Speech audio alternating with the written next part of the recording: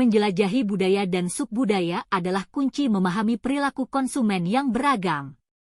Mari selami keragaman budaya dan subbudaya untuk memahami mengapa konsumen berperilaku seperti yang mereka lakukan.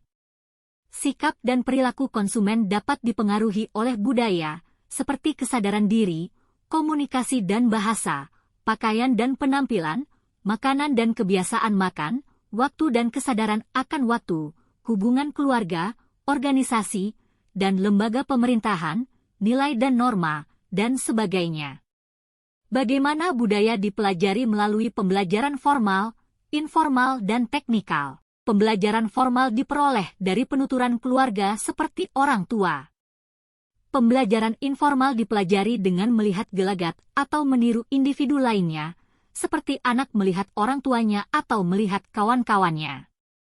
Pembelajaran teknikal dari pihak yang ditunjuk untuk mengajarkan seperti guru atau pimpinan dalam lingkungan organisasi. Beberapa topik dalam budaya diantaranya ada enkulturasi, yaitu pembelajaran budaya sendiri.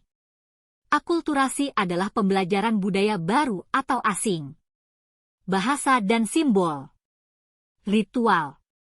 Budaya yang dipakai bersama dan budaya yang bersifat dinamis. Pengaruh kebudayaan diakibatkan oleh beberapa macam perubahan. Tekanan pada kualitas, perubahan peran wanita, perubahan kehidupan berkeluarga, perubahan sikap dan kesenangan, peningkatan waktu senggang, pembelian secara impulsif, dan perubahan hasrat akan kenyamanan. Berikut kita akan mempelajari subbudaya.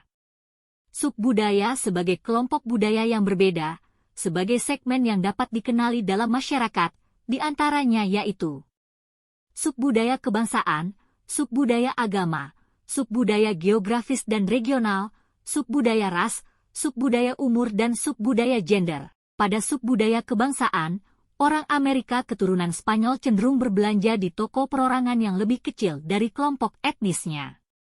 Subbudaya agama memiliki pengaruh penting bagi konsumen karena bersifat pribadi. Subbudaya agama mempengaruhi perilaku konsumen dalam pembelian produk atau jasa. Agama bisa mempengaruhi iklan. Masyarakat pada subagama tertentu akan langsung mengetahuinya iklan tersebut diperuntukkan bagi kaumnya. Tetapi pada masyarakat Indonesia, produk atau jasa yang ditawarkan pada momen untuk agama tertentu dapat juga ditawarkan bagi agama lainnya, selama hal tersebut tidak melanggar aturan agamanya.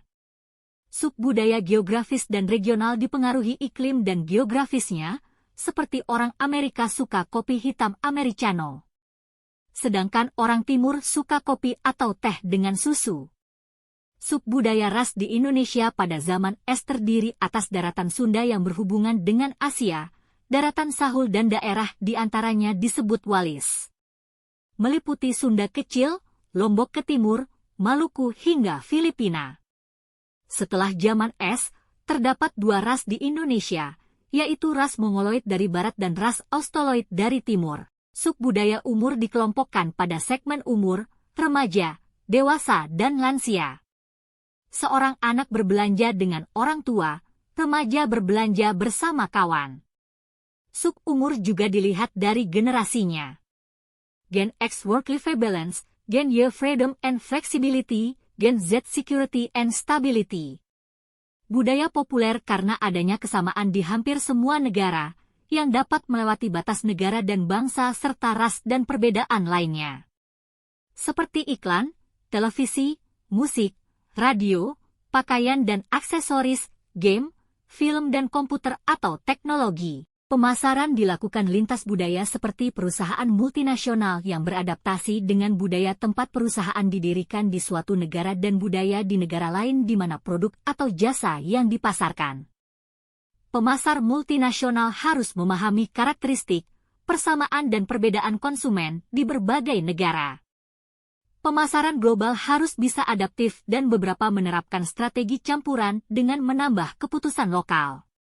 Dalam mempelajari budaya dan subbudaya, pemasar harus memahami budaya sebagai inspirasi mengenai produk yang dibutuhkan konsumen. Masyarakat Indonesia percaya bahwa jamu adalah obat tradisional yang manjur, Hal ini ditanggap oleh Kiranti dan Sido muncul.